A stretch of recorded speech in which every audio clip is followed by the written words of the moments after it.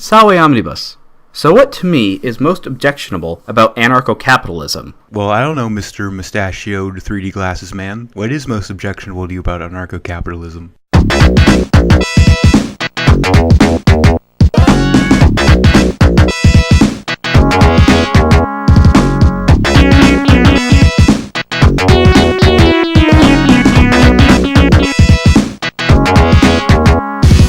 Well, let me just ask the ANCAPs a simple question.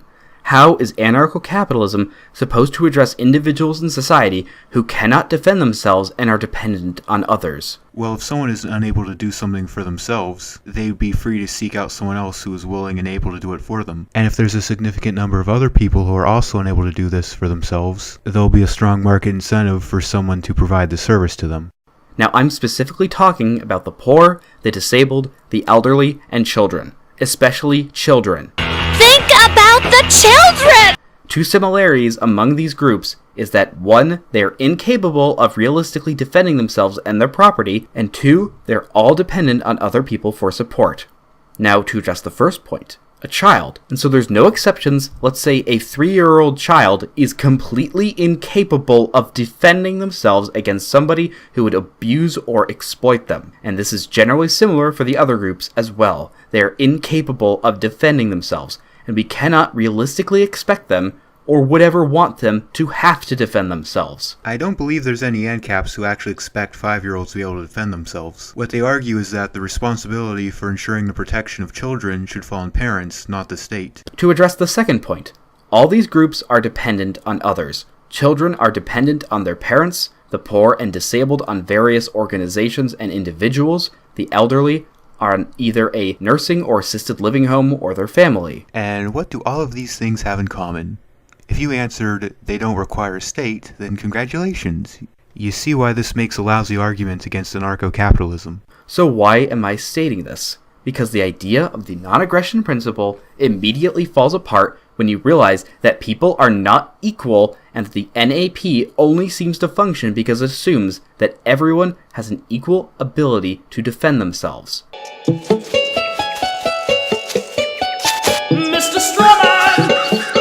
Give me a break! In no way does the non-aggression principle assume that everyone is equally capable of defending themselves. The non-aggression principle simply just outlines when such use of force is justified.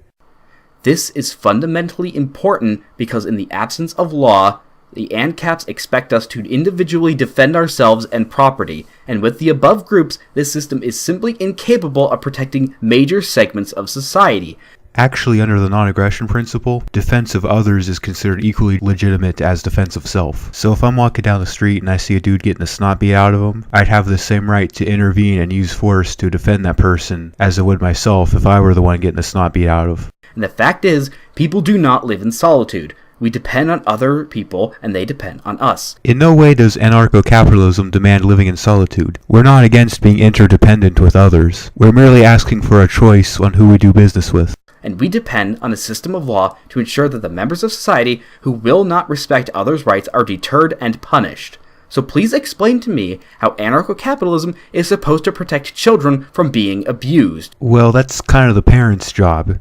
Will the abuse of the poor, elderly, children, and disabled increase or decrease if you remove the legal repercussions? Well, who said anything about removing the legal repercussions? We just want to remove the state. Private courts and police are a thing. And to answer your earlier question, more likely than not, it'll decrease because free market competition will increase the quality of services such as police and courts. Well, with children, as we can see with Rotherham, when you don't apply the law, this is the result. So again, how is this supposed to benefit children and other dependent elements of society? Increased freedom of choice and market competition improving the quality of services. Because to me, this ideology only seems to have single, healthy, young adults with money in mind. You should probably know that charitable spending actually increases with economic freedom.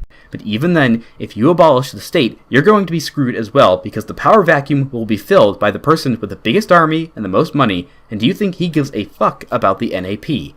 Diabana. This assumes that the same social structure that it created the state would exist in its absence, which is a rather bold assumption, especially considering in order for anarcho capitalism to form in the first place, people would have already needed to abandon the idea of legitimate government. But even then, if you think the state or government is the best way of doing things, you'd be free to buy some land and start a government on your own land. However you want to create this government would be up to you. However it would work, also up to you. Only stipulation is you can't force anyone to participate who doesn't want to. Yeah, see, you could have a statist enclave within anarchism, but you can't really have the inverse. And that wraps up my response to this video. The two main errors in reasoning here seem to be that the right to self-defense doesn't extend to defense of others, and that the state is the only entity that can legitimately do so. Once you understand the problem with these lines of reasoning, the whole video basically unravels from there. That being said, thank you so much for watching. Agree or disagree, feel free to have a civilized discussion in the comments. This has been Philosophosum, making stupidity play dead. Have a good one.